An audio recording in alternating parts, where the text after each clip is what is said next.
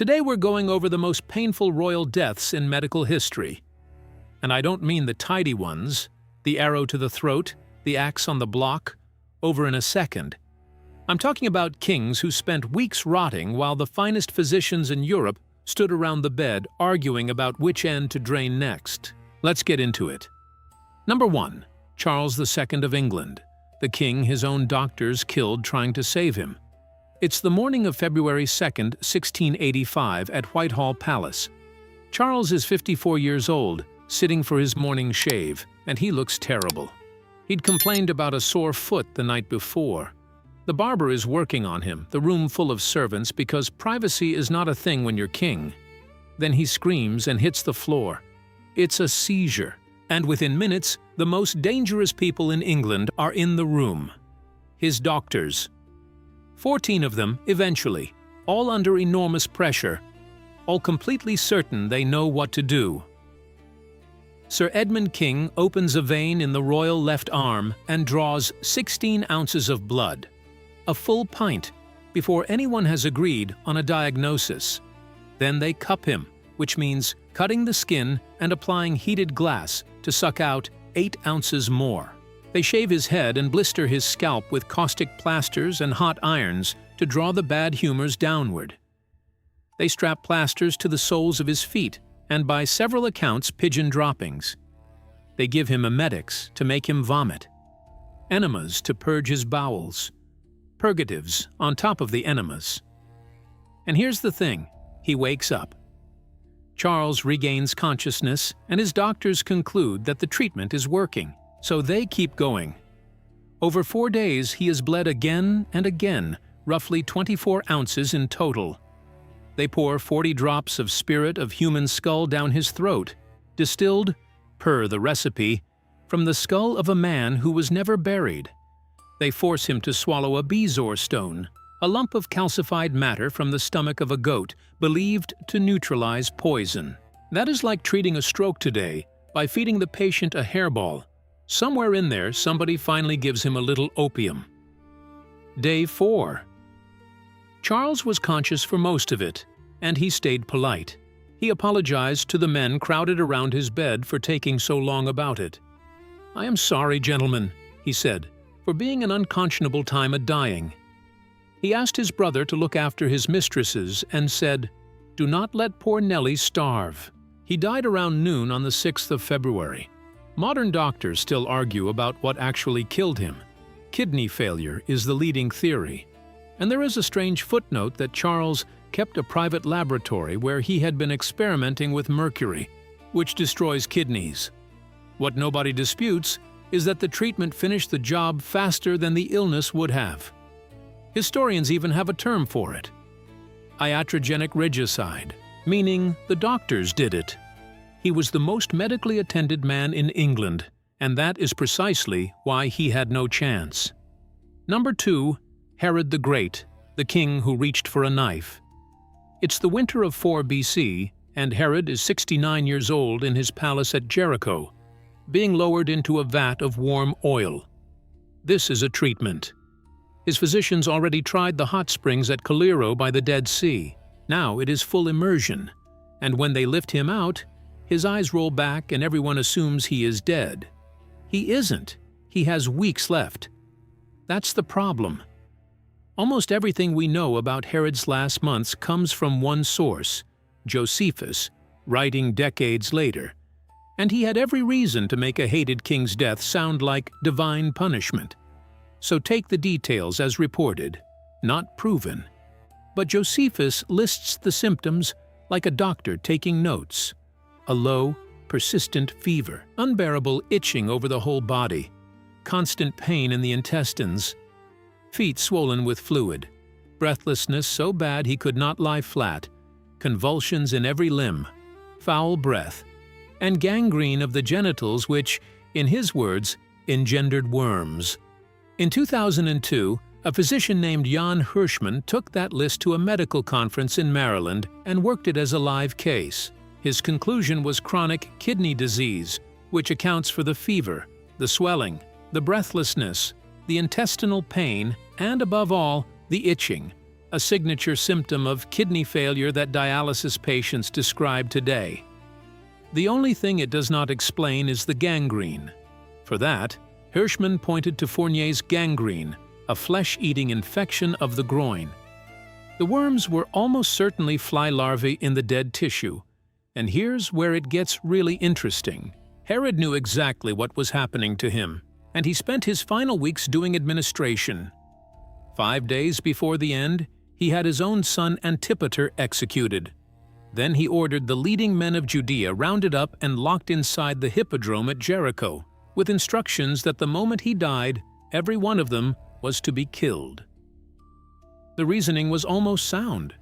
Nobody was going to weep for Herod, so he would arrange for the country to be in mourning regardless of who the tears were for. When he died, his sister quietly opened the gates and sent them home. At one point, the pain got past him, and he reached for a paring knife to finish it himself. A cousin caught his hand. The wailing that went up in the palace was loud enough that his son, in a cell waiting to be executed, assumed the old man was finally gone and started negotiating with his guards for release. That conversation was reported upstairs. Antipater was dead within the hour. Herod built the Temple Mount, an artificial harbor at Caesarea, and a fortress on top of a desert mountain. He is remembered for how he itched. Number 3. Louis XIV of France, the king who kept his schedule while his leg turned black. It's the 10th of August, 1715, and the Sun King comes back from a hunt at Marly with a sharp pain in his left leg. He is 76 and has been on the throne for 72 years, still the longest reign of any European monarch. His chief physician, Guy Crescent Fagan, examines the leg and diagnoses sciatica. He prescribes a purgative. It is not sciatica. Now, Louis had history with his surgeons, and it was not all bad. Back in 1686, he developed an anal fistula, an infected tunnel of tissue that no medicine of the age could touch. A surgeon named Charles Francois Félix took the case, asked for 6 months, and spent them practicing on poor patients pulled from the hospitals of Paris, around 75 of them. Not all survived the practice. Félix designed a curved blade for the job, and on the 18th of November at 7 in the morning, with the king face down on the edge of his bed and servants holding his legs, he cut. No anesthetic. Louis did not make a sound. And it worked. Then came the strangest part. Courtiers across Versailles began presenting themselves to surgeons demanding the identical operation, some with nothing wrong at all, because having one had become a mark of loyalty. That is like asking your dentist for a root canal you don't need because the boss just had one. So in 1715, the king trusts these men, and these men spend 2 weeks calling gangrene a pinched nerve. By the 24th of August, the black marks are visible below the garter line. By the 26th, the rot has reached the bone. The smell in the bedchamber was bad enough that courtiers stopped coming close, and the entire court at Versailles was built on being close to the king. He kept the routine running anyway, holding council, receiving ambassadors, insisting the ceremonies go on while the leg died under the blanket. On the 26th, he called in his heir, a 5-year-old great-grandson, and told him not to imitate his own taste for war and for building.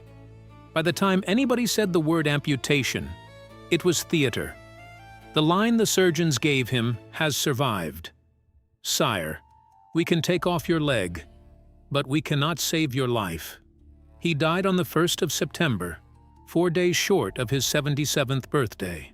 And there is a story disputed by historians that a hymn composed to celebrate his recovery from the fistula operation was later carried across the Channel and became "God Save the King," which would make the British national anthem a get-well card for a French king's backside. Accounts vary. Number 4, Frederick III of Germany, the emperor who ruled for 99 days without speaking. It's the 11th of March, 1888, and a train pulls into a freezing Berlin. The man stepping off it is now German emperor. His father died 2 days earlier at 90. He is 56.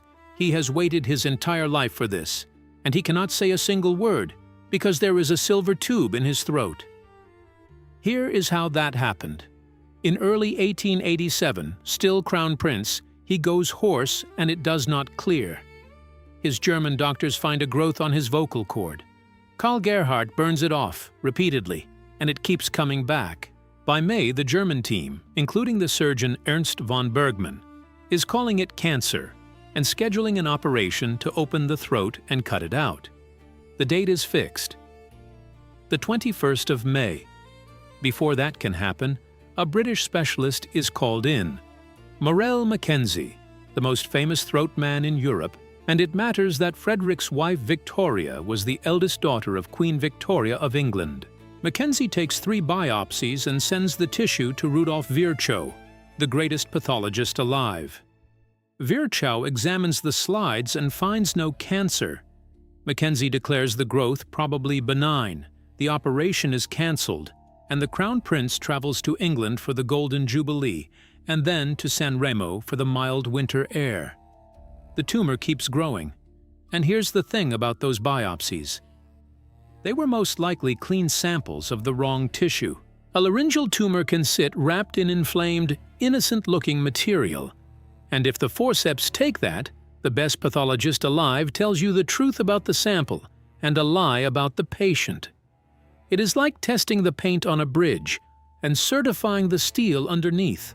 By February 1888, the growth has narrowed his airway to the point where he is going to suffocate. A German surgeon performs a tracheotomy, cutting into the windpipe below the blockage and fitting a silver cannula. It saves his life and takes his voice permanently. A month later, he is Emperor of Germany. He reigns for 99 days, most of them in bed, feverish, breathing through a tube that attendants have to clean out for him. He governs entirely in handwriting, scribbling questions and orders on slips of paper, passing them across the bedclothes. This was a liberal who had spent 3 decades waiting to steer Germany away from Bismarck and toward parliamentary government. He got 14 weeks and a pencil. He died on the 15th of June, 1888 at Potsdam. The autopsy confirmed carcinoma. The recriminations between the German and British doctors became an international scandal, and the fallout was severe enough that laryngeal biopsy, a perfectly sound technique, was abandoned for decades. Historians still argue about whether the operation planned for May would have saved him, and the honest answer is that nobody knows. His son took the throne the same afternoon. His name was Wilhelm II, and he had ideas about how the 20th century ought to go. So there you have it, 4 kings, 4 terrible deaths, and in every single case a room full of the finest doctors money could buy. Charles II was drained of 24 ounces of blood and apologized for taking so long about it. Herod itched until he reached for a knife and had to be stopped. Louis XIV chaired council meetings while the rot reached his bone. Frederick III inherited an empire and had to answer it in pencil. The strange part is not that medicine failed them. Medicine failed everybody in those centuries. It is that being a king made it worse. A laborer with a stroke was put in a dark room and left alone, and sometimes he recovered. A king with a stroke got 14 experts competing for the credit, every one of them needing to be seen doing something. For most of human history, the best care in the world was the most dangerous thing that could happen to you.